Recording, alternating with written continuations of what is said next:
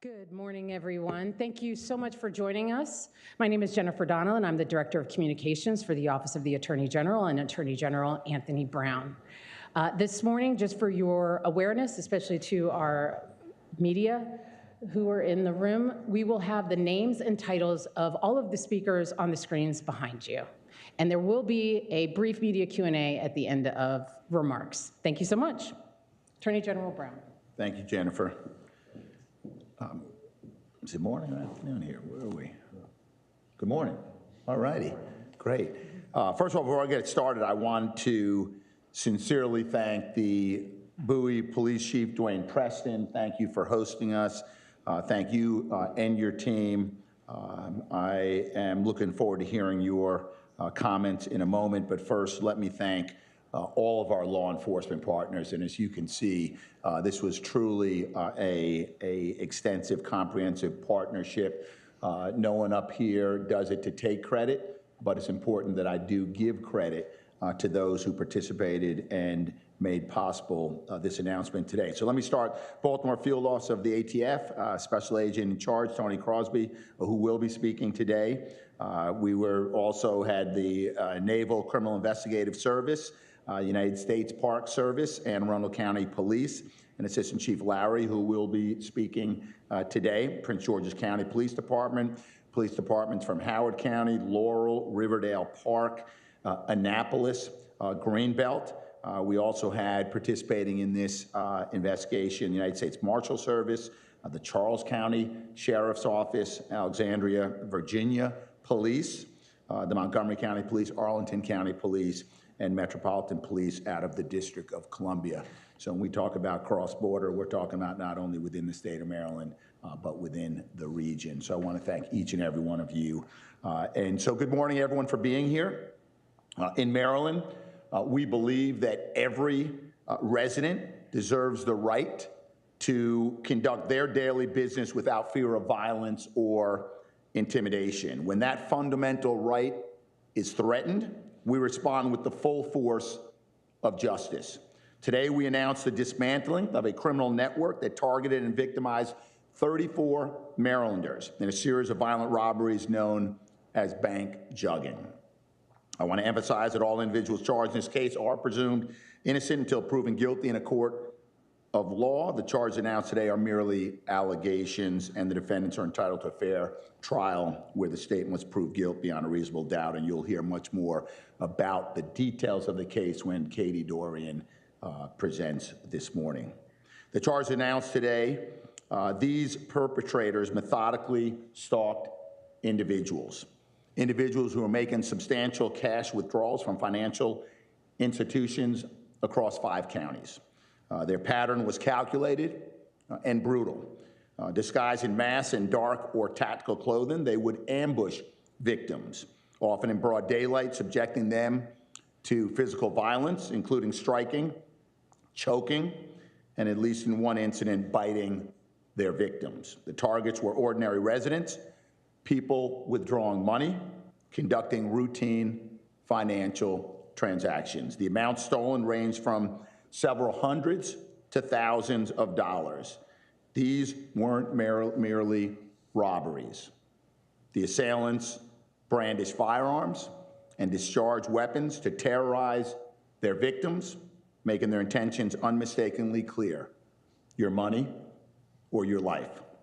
So I'm pleased to report that through coordinated efforts between the Organized Crime Unit of the Office of the Attorney General and our federal and local law enforcement partners, this reign of terror has come to an end. Our investigation has resulted in 7 indictments on multiple serious felony charges, including attempted murder, armed robbery, assault, firearms-related offenses, and criminal conspiracy. These individuals believed their elaborate precautions, identity concealment, vehicles with tinted windows, and stolen license plates would shield them from justice. They were mistaken. Let me be abundantly clear. If you threaten the safety and security of Maryland communities, if you prey upon people in Maryland, you will be identified, apprehended, and prosecuted to the fullest extent of the law. Since assuming office, I've prioritized the expansion and enhancement of our organized crime unit precisely to address complex, multi-jurisdictional criminal enterprises like the one before us today. This case exemplifies why such an investment is critical. These crimes spanned 5 counties, required sophisticated investigative techniques, and demanded seamless coordination between our various law enforcement agencies. My paramount obligation as Attorney General is safeguarding Maryland residents. The successful conclusion of this investigation represents that commitment in action. We will continue to deploy every resource, utilize every legal tool, and pursue every avenue to protect the safety and well-being of Maryland families. To those who fell victim to these traumatic crimes, I hope these indictments mark the beginning of your healing process. I want to acknowledge Katie Dorian, Chief of our Criminal Division, and Paul Halliday, who heads our organized crime unit, for your exemplary leadership in this case. My gratitude extends to our law enforcement partners who I identified earlier in my remarks. Thank you to the prosecutors, investigators, detectives, special agents, task force officers, and patrol officers whose dedication made Maryland safer today. These cases affirm the fundamental truth: in Maryland, public safety is not negotiable, and our commitment to justice is unwavering. I'll now turn the podium over to Katie Dorian. Thank you. Good morning, everyone. As the Attorney General said, this case is the latest effort by our Criminal Division's Organized Crime Unit, Chief Paul Halliday, who's here in the back, to combat violence throughout Maryland. The Attorney General gave this disclaimer, but I just want to emphasize it again. All of these defendants are presumed innocent unless and until the state proves their guilt beyond a reasonable doubt in court. An indictment is not a finding of guilt, but merely an accusation. The indictments of the 7 defendants being presented today are the result of a complex investigation into a pattern of armed robberies that occurred from August of 2023 to July of 2024 in Anne Arundel, Prince George's, Howard, Charles, and Montgomery counties, Maryland. In late 2023, the Office of the Attorney General and ATF began a joint investigation into a pattern of armed robberies at or near banking institutions. Investigators reviewed social media records, cell phone records, and used other investigative techniques to identify the defendants and their involvement in this pattern of violent crime.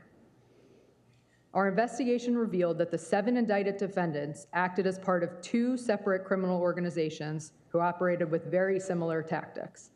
They are collectively responsible for at least 34 robberies and attempted robberies, 1 armed carjacking, 2 attempted murders, and other related and included crimes. For the first group, the leader of that criminal organization, Tyreek Walker, is charged with over 100 counts of criminal conduct. Most of these charges are for violent crimes and firearms offenses. Walker's group operated from August 2023 until January 2024. During the investigation, investigators were able to observe that earlier robberies in the trend by this organization involved robbing victims as they were leaving banking institutions. Some of the banking institutions where the victims were targeted included Navy Federal Credit Union, Bank of America, Capital One, and Wells Fargo Bank. At first, the organization would rob victims as they left a bank and were in the parking lot, usually as they were going to their car. But beginning in October of 2023, their tactics evolved, and the members and associates of the criminal organization began to follow victims as they drove away from the bank. The defendants would follow the victims in their own vehicle and then rob the victims when they arrived home or stopped at other businesses. During one instance, in October 2023, members of the criminal organization were driving in a car and intentionally crashed into a victim's vehicle so that the victim would pull over. Members and associates of the criminal organization subsequently robbed the victim of his personal property when the victim got out of their car to exchange information. The defendants were almost always armed with handguns during the robberies. the handguns were usually modified to be more lethal, often fitted with large capacity magazines and Glock switches, which convert semi-automatic handguns into rapid-firing automatic weapons. On multiple occasions, when the victim refused to comply and give the defendants money and other personal belongings, the defendants would fire their guns into the ground or near the victim in order to scare the victim and force compliance. On 2 occasions, a member of the criminal organization attempted to murder the victims of the robberies. On one of these occasions involved a member of the criminal organization firing at the victim who was attempting to flee the robbery without giving over any money. On the other occasion, which occurred right here in Bowie, the group fired handguns at the victim when the victim attempted to follow the group in his car after the robbery. During another incident that occurred here in Bowie, the victim complied with the group's robbery demands but attempted to call for help, at which point one member of the group struck the victim in the head with their firearm. The second group surfaced in May of 2024 after law enforcement stopped the first group. They continued to rob victims as they left many of the same banks in Maryland. The second group also used handguns and would threaten to shoot or even kill the victims if they did not hand over the money and other property.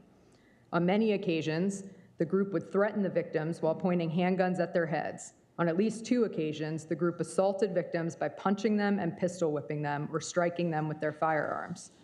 On another occasion, a victim was placed into a chokehold during the robbery while another member of the group pressed a handgun with an extended magazine against the victim's stomach.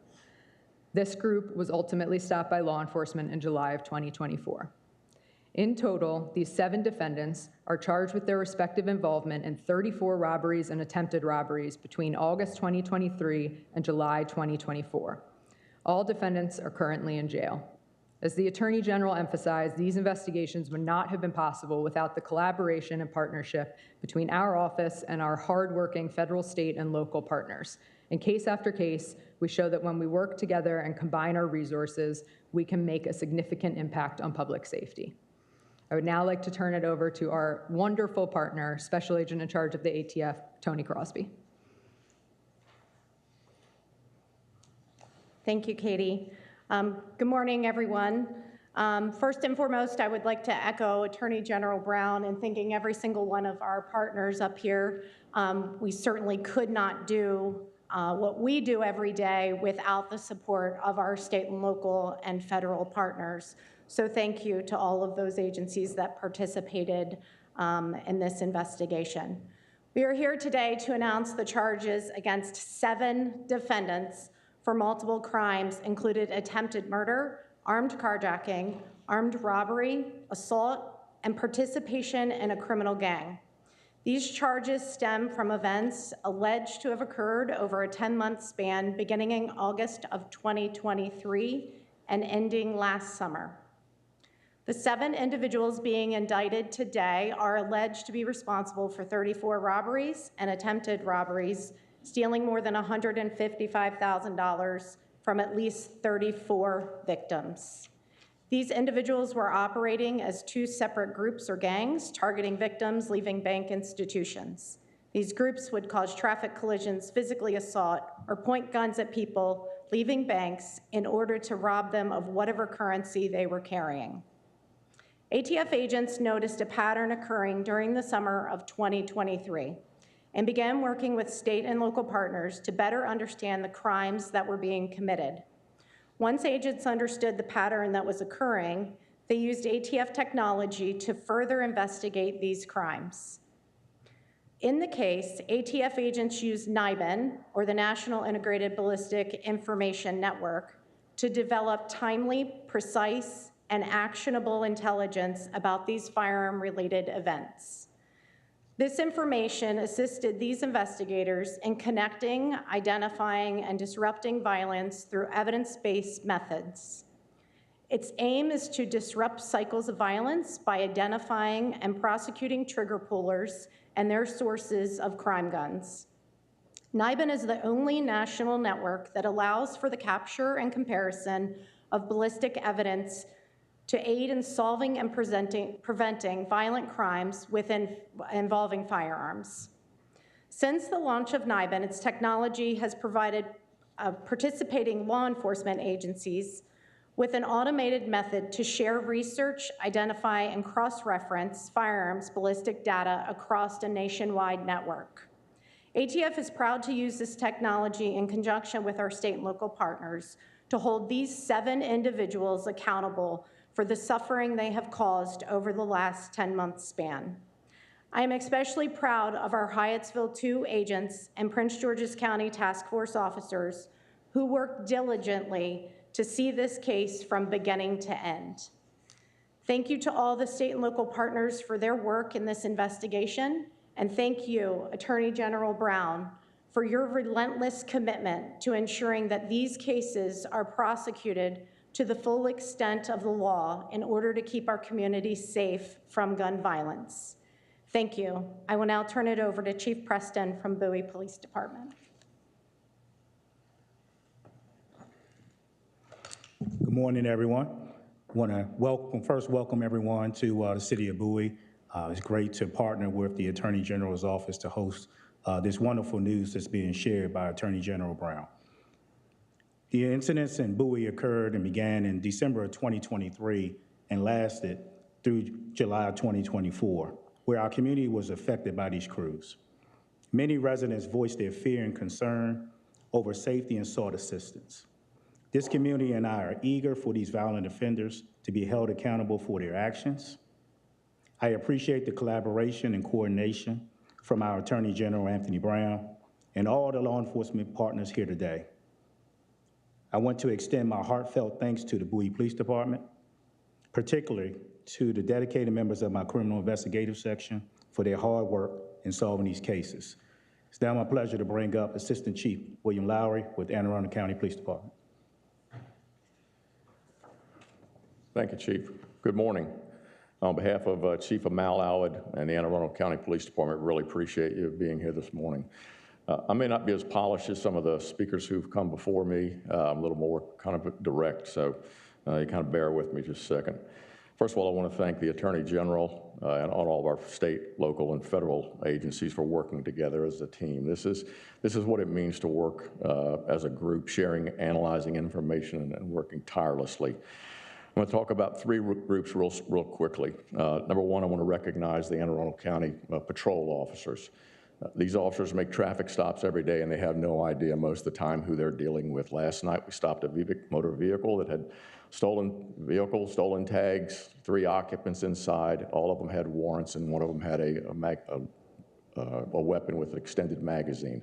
The only thing particular about that is there was only 1 weapon in the car. Most of them have multiple. Our police officers do this every day, day in and day out. Our district detectives work tirelessly, as the ATF has already explained, on this criminal investigation, especially Detective Corey Heathcote and Sergeant John O'Connell. They were tremendous. Our strategic patrol teams are the ones that go out and conduct surveillance and to try to do interdiction when these individuals decide to commit these crimes. That they're fabulous. Our crime analysts, especially Mr. Kevin Burke, is extremely instrumental in compiling the information in this investigation.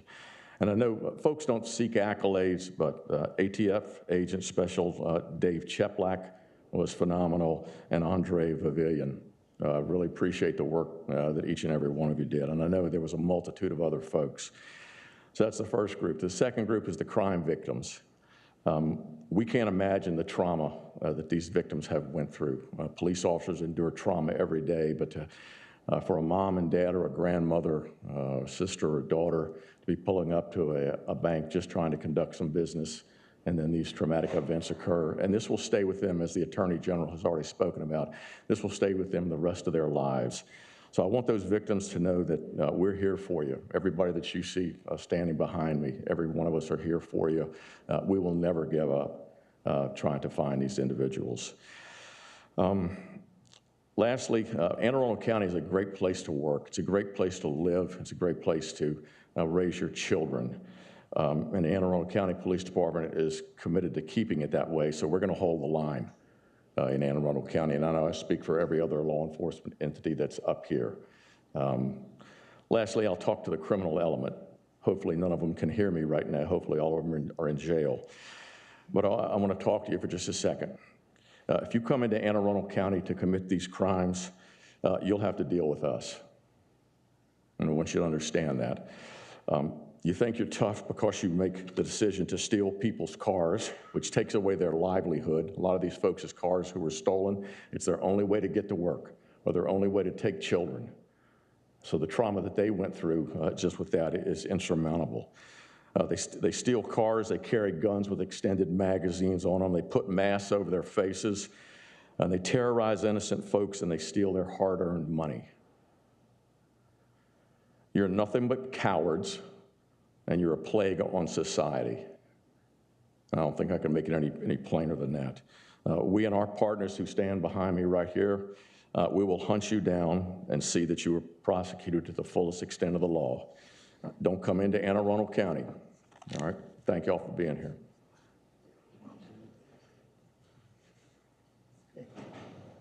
Questions?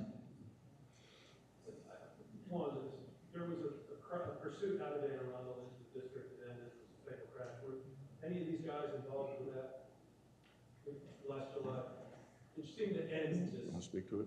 There was a nexus. Yeah. Seemed to end this bad. Hey, Paul Halliday from the Attorney General's Office, Chief of the Organized Crime Unit. The individuals, that chase happened around the time of this incident. The individuals were engaged in similar behavior, and the association probably was mostly in terms of similar crimes, but no one in either of these patterns was involved, as far as we know, or is at least charged at this point as being involved in any of the crimes that those individuals may or may not have participated in. And none of the individuals in that car participated in any of the crimes that we charged today, or that we're talking about today. And looking up some of these guys, they have existing armed robbery charges in Howard County elsewhere. Every at the top of the list. So what you're talking about now is a completely new set of indictments, adding the gang stuff.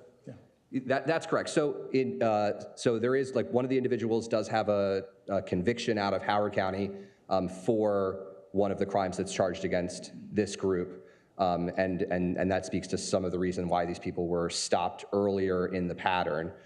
So they were arrested, many of them, long before these charges actually came, while the investigation was still ongoing and the other crimes were still being discovered and investigated.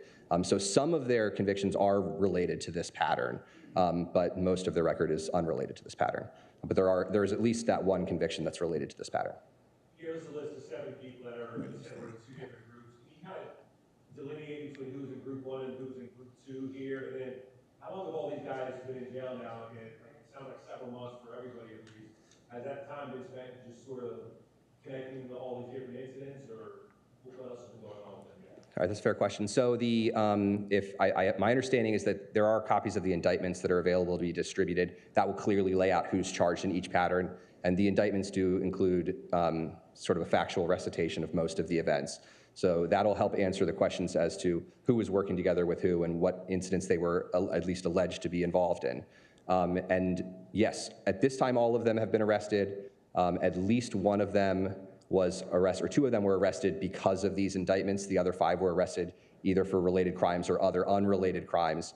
Some have been incarcerated since the fall of 2023, and some were arrested later in 2024.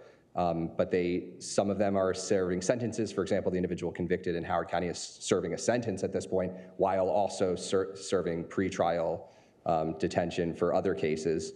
But most of them are serving pretrial detention either for this case or for some other case. And then a few of the individuals that were charged for cases that are now included in our indictment, but have served the majority of the time up to this point for pretrial on other charges that are now included in our indictments, either in Prince George's County or Anne Arundel County, for charges that were charged before the full pattern was completed. Attorney General Brown, Chief Lowry sent a strong signal. Are you guys, summer is coming. These things seem to, like I said, have stopped for the most part around the time of that crash last year. Are you sending a signal as we head into summer now?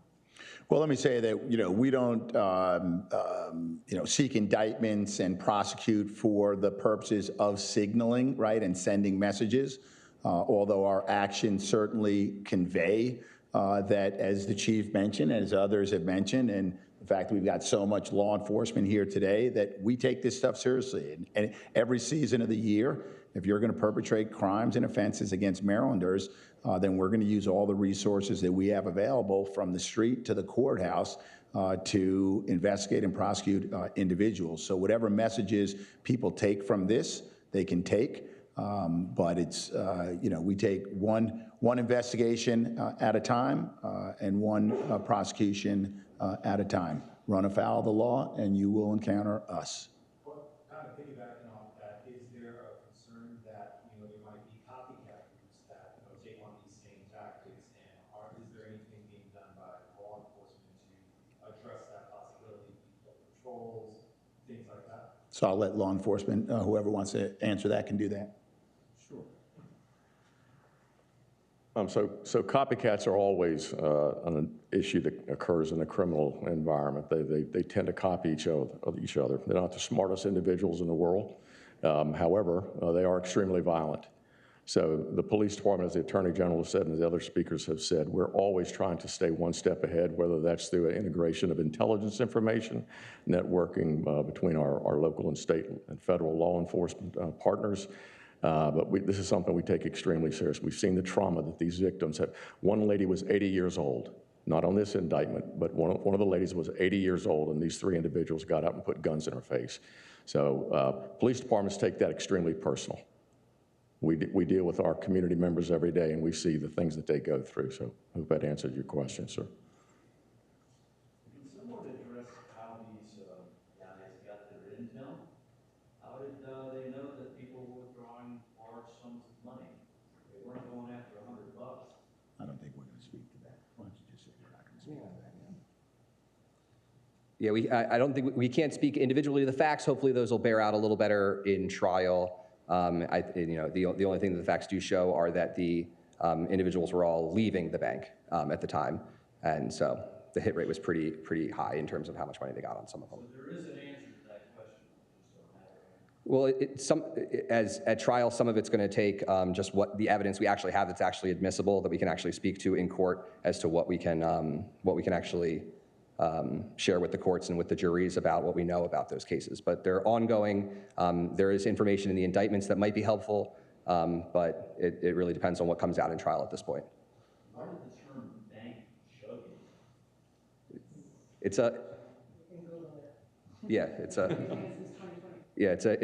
a historical term, I think, but it's been it refers to taking a person's basically the bag of cash that they're taking away from the bank with them. And taking that from them. Yeah. Is there anything that you recommend the public do in order to kind of keep themselves safe under certain, like, instances where these events may kind of happen towards the end of the week, during paydays, or certain days of the week that they were more active? So in that case, what are some things public can do to keep themselves safe? So the message that we always send to the community is always to be aware of your surroundings and pay attention. Most people know, look for things that are suspicious and don't look right, or things to be out of place, and be aware. One of the things we, in this day and time with cell phones, and we're distracted as a society and community, especially when you're, conducting business transactions at a bank and things of that sort. Try to find ways to, if you're making withdrawals, and make sure that those monies are securely placed on your person as you're leaving the institution. Just pay attention as you're transgressing to and from these particular institutions. Any reaction from anybody up there? Obviously, these bad actors are off the street, but there was an incident in D.C. earlier this week that I think shocked a lot of people. Caught on video, a man took some money out of an ATM, was in the middle of a crosswalk, and people who were chasing him literally hit him in the crosswalk, killed him, got out of the car and took his money. So it's right along these lines. I'm not asking for a message to the community, but to the surviving family, what do you say, Ms. Crosby? But it just seems pretty outrageous, as are many of the other incidents in your. I would have to agree. It is outrageous, and it's unfortunate that these incidents are happening. From the standpoint of ATF, obviously there's a lot of firearms that were used in these incidents, and it's ultimately our goal to work with state and local law enforcement to get those firearms off the street. And in this case in particular, if it were not for the NIBIN network that I spoke about, we would not have been able to connect a lot of these crimes, along with the other intelligence that is being used. But I stand behind the state and local partners that we work with every day in making sure that we are investigating these individuals to the fullest, so that incidents such as what you were talking about, these individuals are taken off the street and prosecuted accordingly. These are still out there, and some of your defendants are from DC. So what's still happening? I mean, this is great, but some man was killed just this week, cash in his hand in a crosswalk. An observation that we're all seeing. Yep. The youngest accused was a 19-year-old, followed by a 20-year-old right after them. What are you saying to people in the community who are essentially young people, who are essentially just graduating from high school, who are choosing to commit these violent, very serious crimes? Sure.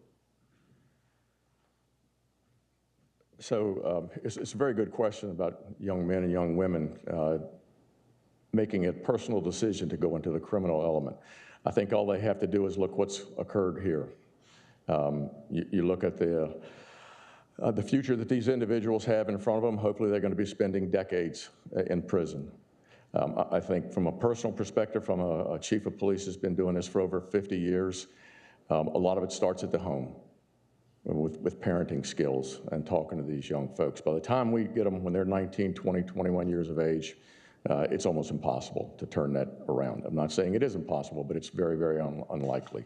So I hope these young folks understand they can be productive members of the society, and they can be a part of the community, or they can be a part of the criminal element, and they have to deal with us.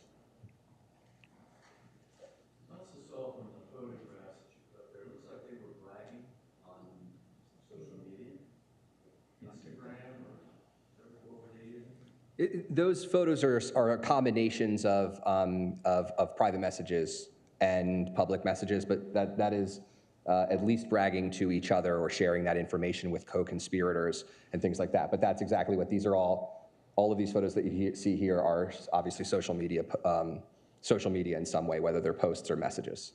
So that's correct. Good? All right, thank you, everybody. We will be here to answer any questions that we can help for you. And we will get you copies of